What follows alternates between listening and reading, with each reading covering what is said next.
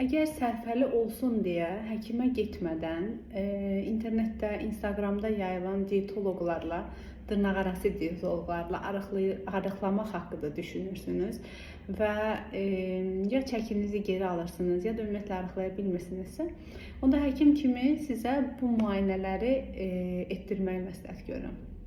Əlbəttə, olmazsa olmaz insulin. Çünki insulininiz normada olmasa, ümumiyyətlə arıqlamağı unudun. Çünki artıq çəkiyə birinci səbəb insulin rezistentlikdir.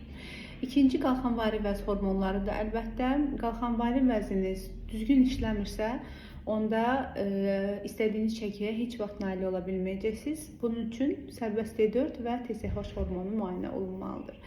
Üçüncü, əgər estradiolunuz bu qadınlara aiddir, eyni zamanda kişilərə də aiddir. Əgər estradiol sizdə normadan çoxdursa, onda yenə də qadın tipli piylənməni pasientlərdə görəcək. Dördüncü isə ferritindir. Ferritin bu qan azlığının birinci səbəbidir, yəni dəmir.